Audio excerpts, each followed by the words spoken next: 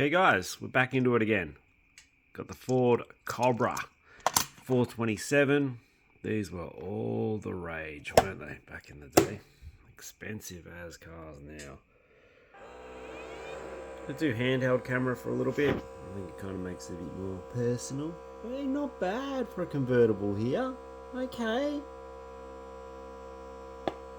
Ooh, a bit of a backfire there. She hasn't been running a while.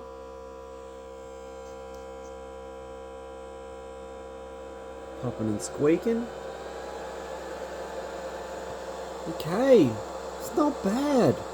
I mean, you got to expect that there's going to be that big pocket, obviously, with a vert that's going to cause all that dramas right there where they're sitting, that big pocket of stagnant air, which it is in this case. But given that the backdrop's off like that, it's not too bad. I guess it is pretty aerodynamic at the front there. Very cool cars. Doing American muscle's a little bit boring for me, but I kind of do want to do a variance because there's no point in just doing JDM. Alright, now I'm going to crank this one right up and see how we go at 400. It's actually pretty impressive.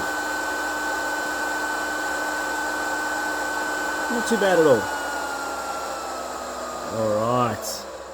Just got back from Japan. Hopefully I'm making another car purchase this week, guys. As a daily driver. I'm kind of looking forward to it. They were pretty common overseas, and I kind of want to get myself a new daily. I've been driving the Hyundai i30 around, which has been a phenomenal car. Alright, while I'm chatting away, I want to try this 57 Chev, guys, which I think we all had a picture on the wall of one of these beasts when we were growing up. We usually had a girl draped across the top of it. We were a bit sickos, mate. We were degenerates all back then, apparently. But I have a feeling all those kind of things are going to make a comeback. But let's see how we go with the 57. Interested to see what those two wings, those iconic wings... Whoa! Okay, it's actually pretty phenomenal. What was I saying? Yeah, so back from Japan, hopefully getting a new car this week. I've been working on my 32 GTR so much, guys. I am so happy with how it runs after sitting there for 10 years. I'm going to put the rest of the front back on it. Just waiting for two new brackets that go around the grille area there. And then I'm swapping it over. I'm going to put the hoist on the side. So I'm going to run it kind of perpendicular to where it's going now. And then have the 32 up there. So it's kind of going to be on display up there. It should look pretty cool. We'll see how it goes. H-case exhaust has to go on the 35. Then that's pretty much finished. I'm not doing much more to that. I want to keep it kind of stock because in Japan, they are falling in love with the 35s. They're everywhere, and I've noticed they've started to rise a little bit in value. So I want to keep mine pretty stock, like the 32.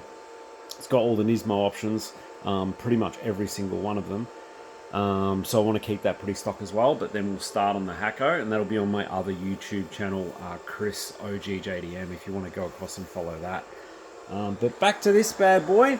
Sorry for that little ADHD segue there. But look at this. Not too bad at all. I mean, that's an iconic looking car, isn't it? I remember there was a drag car driver, Victor Bray, who we all grew up with watching. He was the pinnacle. He was the pinnacle of 57 Chevs, that one. I always remember thinking to myself, how does a guy get that big in weight when he's such good at his craft when it comes to his drag racing? But yeah, that's another thought process, I guess. But yeah, he was a really big boy. Hopefully he's still around. But yeah, look at that. 57 Chev. Pretty good. Not too bad. I'd say it's probably got a CD of like maybe 3s or high 3s.